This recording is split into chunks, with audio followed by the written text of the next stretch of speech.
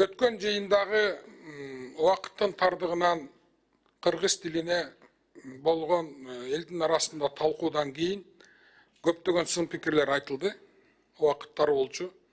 Биринчиден қырғыз елінен ошол уақыттың тардығына пайдаланып, егер көңілін ортып алсам, өзімді өзім түшүндүрө албасам, бұның бардығы өзімден кеткен, кечирим сурайм биринчиден. Мен эмне үчүн каршы чыктым?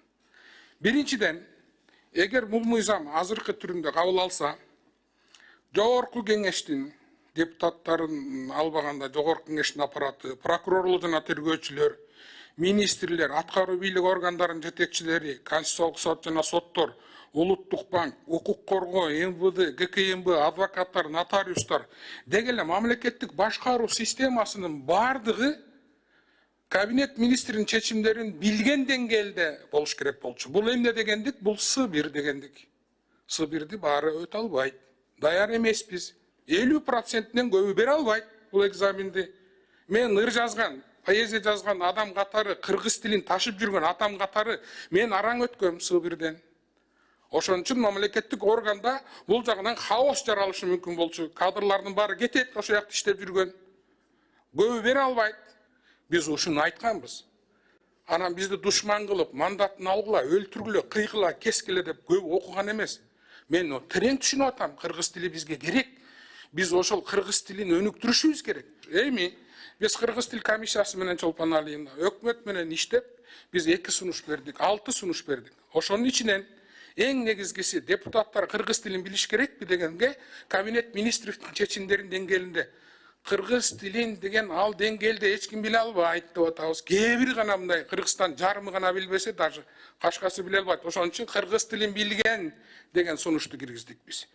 Да депутаттар тилди билиш керек, бирок буякта жазылгандай 28-жылга чейин А1, Б1, Б2, С1 мен жаңылышып калышым мүмкүн. Ошол кыргыз тилин айтып түшүндүрө билген деңгээлде билиш керек деп сунуш киргизип атабыз.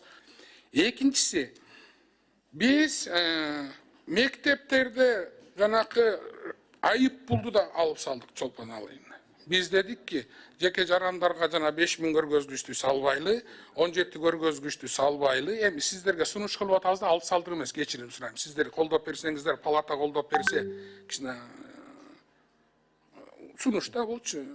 Ошол жерден биз айттык, биз урматтуу депутаттар, жеке жактар дегенге эмне кылабыз? Биз үйрөтпөйбүзбү 27-28 жылга чейин? Акырындан үйрөтүп албайлыбы балдарды окутуп? Жеке жакка айып салып, бияктагы айып, бардык маселеге айып штраф сала беребизби? Бүтүп калдым Чолпон Алиев.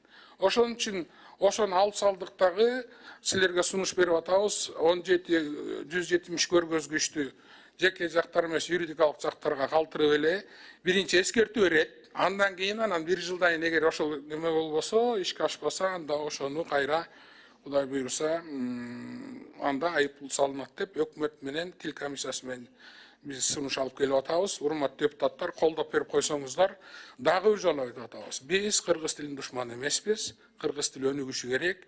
Мамлекеттик өзүбүздүн тилибиз менен сүйлөшүбүз керек.